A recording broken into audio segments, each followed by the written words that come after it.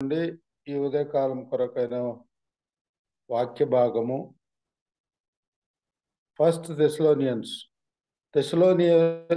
థెస్సలోనీయులకు రాసిన మొదటి పత్రిక 1వ అధ్యాయము 9-10 వచనాలు చదువుతా. థెస్సలోనీయులకు రాసిన మొదటి పత్రిక 1వ అధ్యాయము 9-10 వచనం. మీ యొద్ద మాకెట్టి ప్రవేశము కలిగెను, అక్కడే జనులు మమ్మను గూర్చి తెలియజెప్పుచున్నారు. మరియు మీరు విగ్రహములను విడిచిపెట్టి జీవము గలవాడును సత్యవంతుడు అగు దేవుని దాసులగుటకు దేవుడు మృతులలో నుండి లేపిన యేసు అనగా రాబో ఉగ్రత నుండి మనలను తప్పించున్న ఆయన కుమారుడైన యేసు పరలోకము నుండి వచ్చునని ఎదురు చూచుటకును మీరేలాగు దేవుని వైపు తిరుగుదురు ఆ సంగతి తిరిగితిరో ఆ సంగతి వారే తెలియజేయుచున్నారు. ఇక్కడ దేవుని వాక్యంలో పౌలు ఈ థెస్సలోనికలు రాసినప్పుడు ఇక్కడ థెస్సలోనియులకే కాకుండా ఒక మాట అంటారు ఇంగ్లీష్లో, నోయింగ్ గాడ్ త్రూ థెస్సలోనియన్స్. దేవుని థెస్సలోనియల పత్రిక ద్వారా లేకపోతే థెస్సలోనియ సంఘం ద్వారా దేవుని వాక్యం ప్రబలించబడింది అనే సత్యం ఇక్కడ కనపడుతుంది. ఇక్కడ ఒక మాట ఏం చెప్తున్నాడంటే, మీరు విగ్రహములను విడిచిపెట్టి ఇక్కడ పౌలు థెస్సలోనియ సంఘానికి రాసిన పత్రిక ఎప్పుడు దాదాపుగా చరిత్రకారులు ఏం చెప్తా ఉంటారంటే 50 AD అంటే థామస్ యేసుక్రీస్తు శిష్యుల్లో ఒకడైన థామస్ గ్రీసు దేశస్థులో గ్రీక్ దేశంలో ప్రవేశించిండు. అక్కడనే సలోనియా అనే ఈ యొక్క పట్టణం పేరు సలోనికా అంటారు. అంటే చాలా మందికి తెలుసు, సలోనికా అనేది అలెగ్జాండర్ ది గ్రేట్ అలెగ్జాండర్ యొక్క సిస్టర్, ఆమె పేరున ఈ యొక్క సలోనికా పట్టణం ఉంది. ఆ సలోనికా ఈ థెస్సలోనికా అని అంటారు. సలోనికా అనే ఆమె పేరునే ఆ పట్టణం ఉంది. ఆ పట్టణంలో ఉన్న క్రైస్తవుల ప్రత్యేకత ఏంటి అంటే, వారి విగ్రహములను విడిచి, ఇంకా ఒక ఐదో వచనంలో ఒక మాట చెప్తున్నాడు ఏంటంటే, ఏలైనగా దేవుని వలన ప్రేమింపబడిన సహోదరులారా, మీరు ఏర్పరచబడిన సంగతి అనగా మా సువార్త మాటతో మాత్రము కాకుండా శక్తితోనూ పరిశుద్ధాత్మతోనూ సంపూర్ణ నిశ్చయతతోనూ మీ యొద్దకు వచ్చి ఉన్న సంగతి మాకు తెలియను. చాలా ప్రత్యేకంగా పౌలు ఈ యొక్క థెస్సలోనియ సంఘాన్ని గురించి మాట్లాడుతున్నాడు. ఏంటంటే, మీరు ఎటువంటి భక్తి, ఎటువంటి శక్తితో మీరు వింటున్నారు. ఎందుకంటే దేవుని మహత్యాన్ని తెలుసుకొని, లేకపోతే దేవుని గుణగణాలను, దేవుడు రక్షకుడని, ఆ దేవుడు సృష్టికర్త అని, యేసుక్రీస్తు దేవుని కుమారుడని మీరు తెలుసుకొని పరిశుద్ధాత్మతో నింపబడిన వారని ఒక మాట మాట్లాడుతూ ఉన్నాడు. పరిశుద్ధాత్మతో నింపబడిన వారై, లేకపోతే మా ఎడల ఎట్టివారై ఇంటిరో మీరు ఎరుగుదురు. అంటే అక్కడ కోశం. అక్కడ ఒక మాట చెప్తున్నాడు పౌలు, మీరు ఎంత మంచిగా మా మాటలు విన్నారు, ఎంత మంచిగా మాతో సహవాసం చేసిండ్రు, అదంతా ప్రబలిపోతుంది. తెసలోనిక సంఘం గురించి ఇతరులకు ఎక్కువగా ప్రబలిపోవడానికి కారణం ఏంటంటే, ఇక్కడ మళ్ళీ మళ్ళీ జ్ఞాపకం చేస్తున్న 10వ వచనంలో, మరియు మీరు విగ్రహములను విడిచిపెట్టి, మరియు మీరు విగ్రహములను విడిచిపెట్టి అని అంటున్నాడు. మరియు విగ్రహములను విడిచిపెట్టడం అనేది చాలా గొప్ప సంగతి. విడిచిపెట్టకుండా, ఎందుకు చాలా మటుకు మనం కొన్నిసార్లు మనలో మార్పు ఉండదు. క్రైస్తవులు అంటే మారిన జీవితాలని, లేకపోతే ఒక మాదిరి జీవితాలని, మారిన జీవితం అయి ఉండాల, ఒక మాదిరి జీవితం అనేది ఇక్కడ తెసలోనిక సంఘంలో మనకు కనపడుతుంది. ఎందుకు వాళ్ళు మాదిరి అయినరు, మారిన మనుషులుగా కనపడుతున్నారు? ఎందుకంటే వారి విగ్రహములను విడిచిపెట్టడం అంటే చాలా మటుకు మనం విగ్రహం కేవలం పూజించే విగ్రహాలే కాదు, కానీ 30 years క్రింద ఒక డాక్టర్ కలిసిండు. ఏంటంటే ఆయన చాలా పాపులర్ వ్యక్తి. సిఎంసి వెల్లూరులో ఏ సబ్జెక్ట్ చూసినా కానీ ప్రతి సబ్జెక్ట్లో ఆయనే టాప్ అని ఉండేది. ఒక సమయం ఎట్లొచ్చిందంటే ఆయన HIV పాజిటివ్ అనేది డిటెక్ట్ అయింది. ఎట్లా అంటే ఆయన సర్జరీ చేసిన తర్వాత అక్కడ ఉన్న సూది, అంటే అక్కడ ఉన్న నీడిల్ ఏదైతే ఉందో అది కుచ్చుకున్నది. అది ఒక నర్సు తీయాల్సిన స్క్రబ్ నుంచి ఈయన తీసిండు, ఏలుకు అది కుచ్చుకున్నది. అది తెలియదు. కొంతకాలం అయిన తర్వాత ఆయనకు అన్ఎక్స్ప్లెయిన్డ్ ఫీవర్ వచ్చింది. ఏది అర్థం అయితలేదు. అటువంటి జ్వరం ఆయనకు వచ్చినప్పుడు అన్ని టెస్టులు చేస్తే HIV పాజిటివ్ వచ్చింది. ఆయన కొంతకాలం తర్వాత ఏం చెప్తున్నాడంటే, నేను ఈ యొక్క HIV పాజిటివ్ అంటే ఆయనకు నీడిల్ ద్వారా వచ్చింది, అది తెలుసు అందరికీ.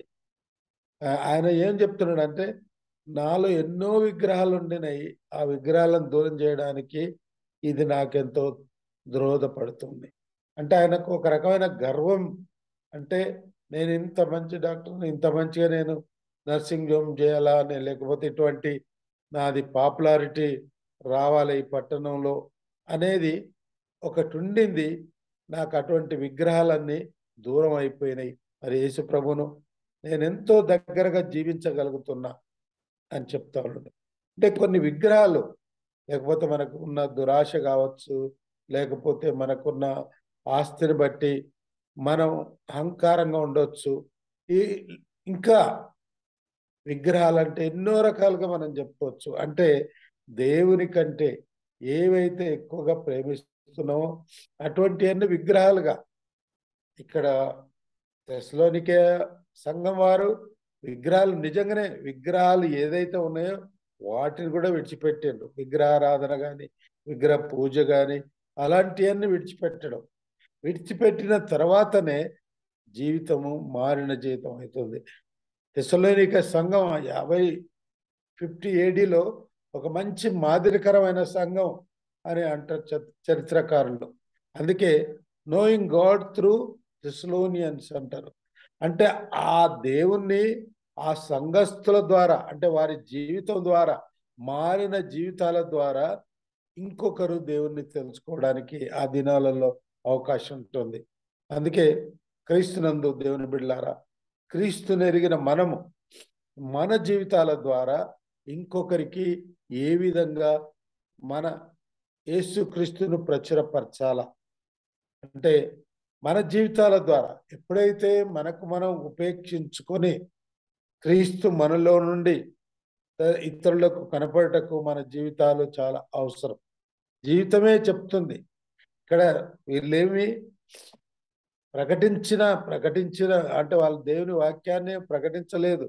కానీ వాళ్ళ జీవితాలు మారిన జీవితాలు అనగా మా సువార్త మాట మాత్రంతో కాక శక్తితోనూ పరిశుద్ధాత్మతోనూ సంపూర్ణ నిశ్చయతతోనూ మీదకొచ్చిన సంగతి మాకు తెలియను. మీ నిమిత్తము మేము మీ ఎడల ఎట్టివారమై ఇంటిమో మీరెరుగుదురు. పరిశుద్ధాత్మ వలన కలుగు ఆనందంతో గొప్ప ఉపద్రవమందు మీరు వాక్యమును అంగీకరించి మమ్మును ప్రభువును పోలి నడుచుకొంచున్నారు అని అంటుండు. అంటే పౌలు చెప్తా ఉన్నాడు, మమ్మును క్రీస్తును పోలి నడుచుకొని ఉన్నారు అంటే ఆయన జీవితం కూడా ఒక పత్రిక లాగా. మనం పౌలు జీవితం ఒక పత్రిక. ఫస్ట్ 57 నుండి 78 వరకు. కానీ ఆ దినాలలో గ్రీకు దేశంలో ఈ అనేక దేశాలు మనం చూస్తూ ఉంటే అప్పుడు పౌలు జీవితం మా జీవితం లాగా క్రీస్తు జీవితం ద్వారా మాదిరిగా నడుచుకున్న వారైతే మనం ఒకవేళ మనం పరీక్షించుకుంటే మన జీవితాలు ఏ విధంగా మాదిరికరంగా ఉన్నాయి. How our lifes are model for others అనేది ఇక్కడ మనం నేర్చుకోవాలా. అంటే మనం ఎన్నోసార్లు మనం వాక్యం వింటున్నాము, చదువుతున్నాం, లేకపోతే బోధిస్తున్నాం, కానీ మన జీవితాలు ఎటువంటి మాదిరికరంగా ఉన్నాయి? మారిన జీవితాలుగా ఉంటున్నాయా, మాదిరికరమైన జీవితాలుగా ఉంటున్నాయా అనేది ఈ యొక్క వాక్యంలో మనకు హెచ్చరిస్తున్నది. మీ విగ్రహములను విడిచిపెట్టి జీవం గలవాడును సత్యవంతుడకు దేవునికి దాసులగుటకు. అటువంటి విగ్రహాలను విడిచిపెట్టి జీవం గల దేవుడు అన్న సత్యాన్ని వాళ్ళు గ్రహించారు. దేవుడు ఎంత మహానుభావుడో, లేకపోతే దేవుడు అంటే జీవం గలవాడు, జీవం లేనివాడు దేవుడు కాదు. అందుకే ఇక్కడ పౌల కరెక్ట్గా మాట్లాడుతున్నాడు ఏంటంటే, జీవం గలవాడును సత్యవంతుడగు దేవుని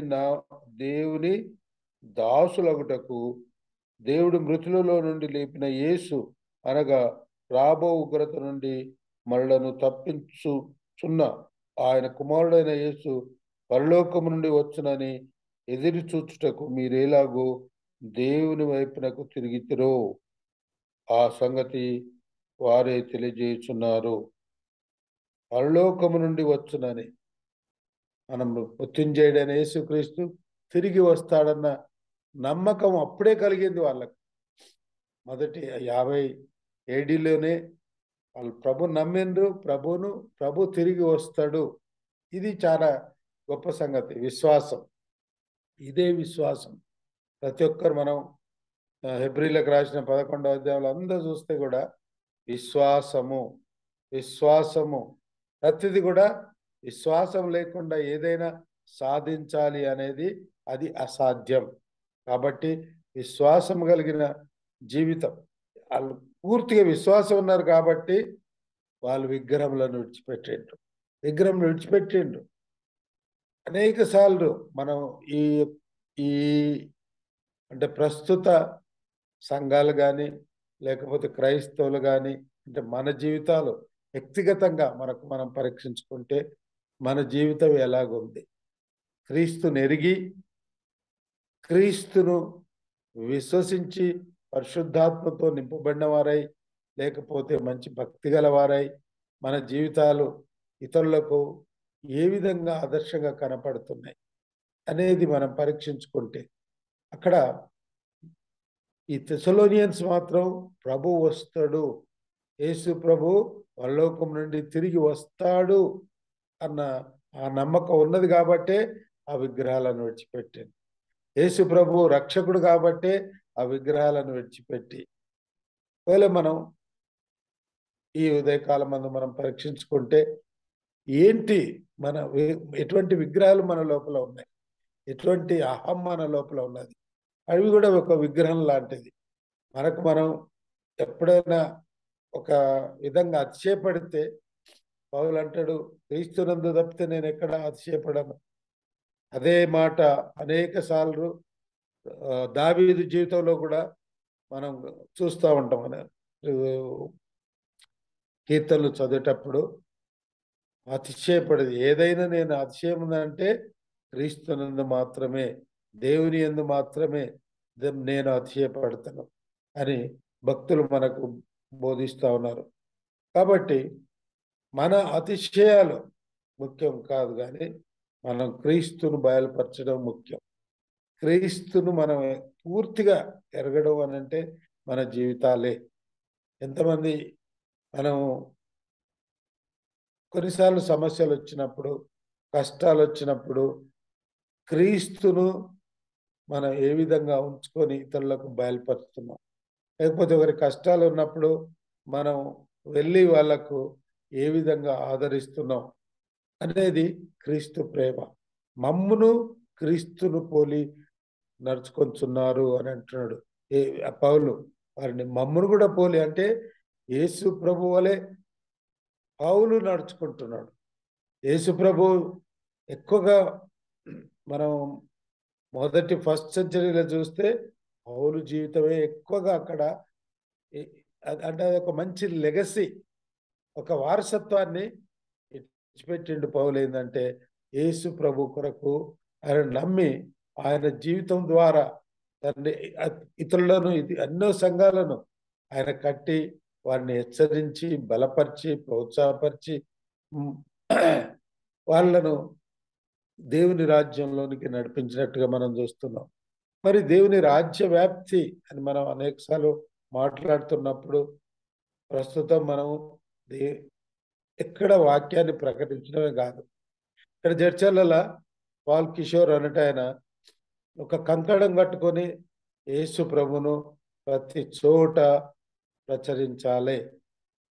అది ఆయన జీవితం ఏమంటుండంటే ఆయన ఒక మాట చెప్తున్నాడు, నేను వస్త్రధారణ గురించి ఎప్పుడు ఆలోచించలేదు. మరి బట్టలుగా మంచిగా ఉండాలా, మంచి సూట్ ఉండాలా అనే ఆలోచన ఆయనకు లేదు.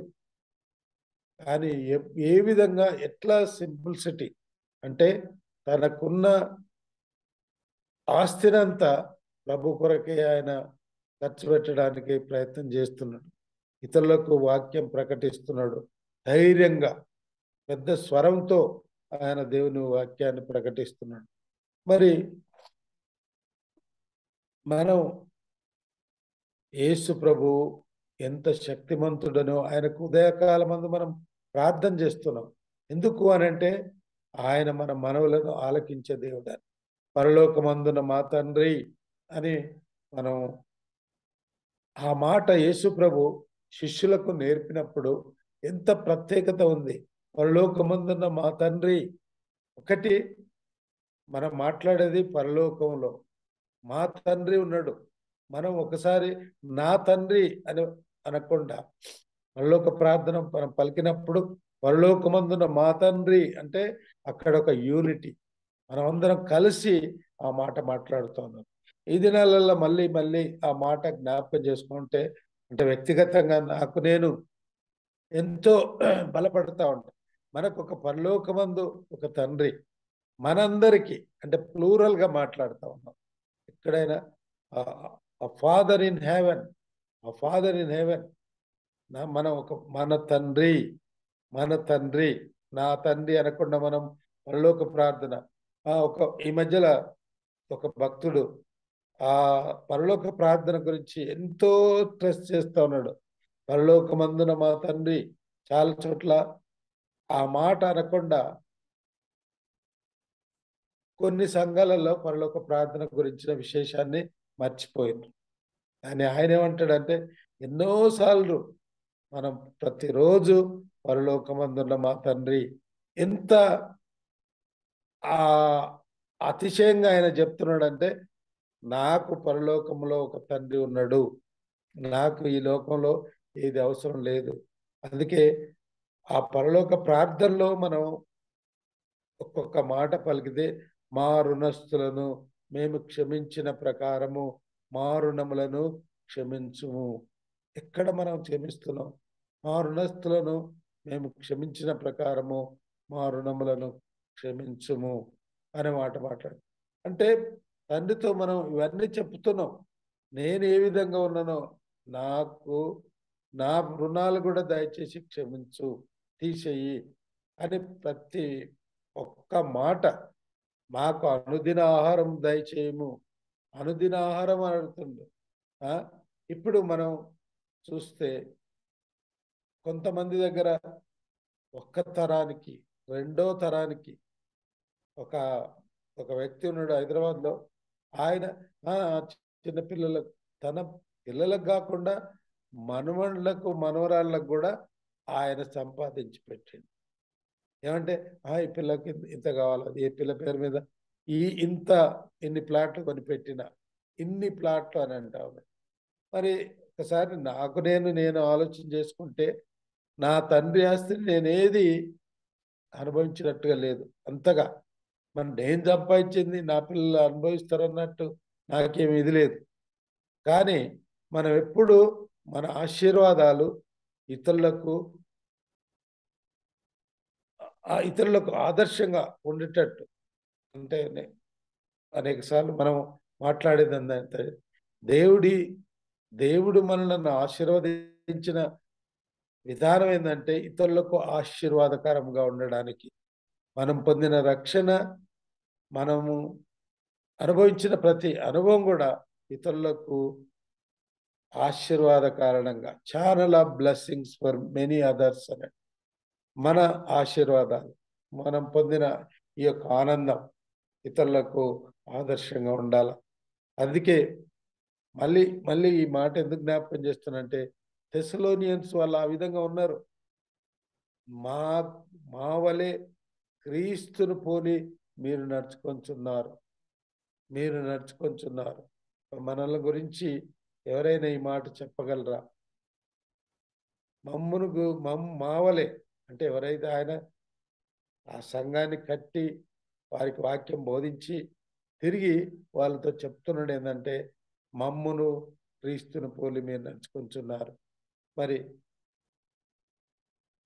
ఈ ఉదయకాలమందు మనం వింటున్న క్రీస్తునందు దేవుని బిడ్డలారా, మన జీవితాలు మన ఎవరిని పోలి నడుచుకుంటున్నాం? మనకు సరైన లీడర్స్ ఎట్లా ఉన్నారు? వాళ్ళని పోలి నడుచుకుంటున్నావా?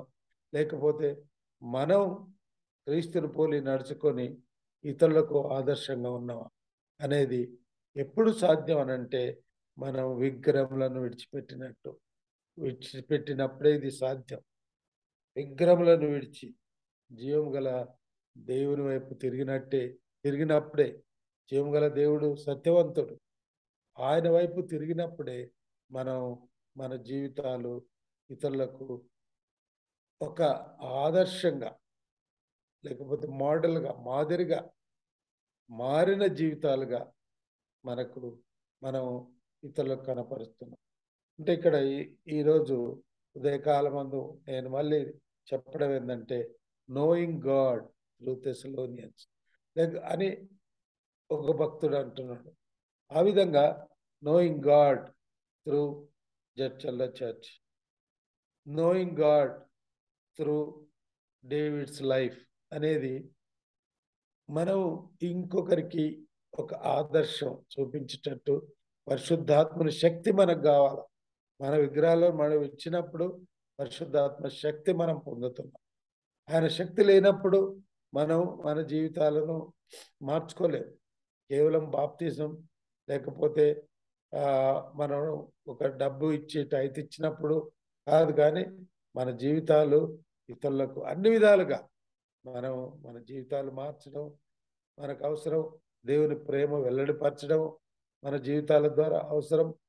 అంతేకాకుండా మారిన జీవితం అయి ఉండాలి. మారిన జీవితం జీవితం మారకపోతే ఒక ప్రయోగం లేదు. మారిన జీవితం కావాలి. థెసలోనియన్స్ అన్ని సంఘాల కంటే ఒక మారిన జీవితాలు. వెంటనే వాళ్ళకున్న ఆ యొక్క యూదుల పరంపర ఆచారాలన్నీ వదిలిపెట్టి దేవుని వైపు తిరిగింది. వారి విగ్రహాలను విడిచిపెట్టి దేవుని వైపు తిరిగింది. అక్కడ జీవం గలవాడును సత్యవంతుడును దేవుని దాసులగుటకు వాళ్ళు సిద్ధపడతారు. దేవుని దాసులగుటకు ఈ ఉదయకాలమందు పరిశుద్ధాత్మ దేవుడు మన జీవితాల్లో, నేను మళ్ళీ మళ్ళీ అవే వర్డ్స్ రిపీట్ చేసింది ఎందుకంటే మనకు అవి మన హృదయంలో అవి నాటాల. మరి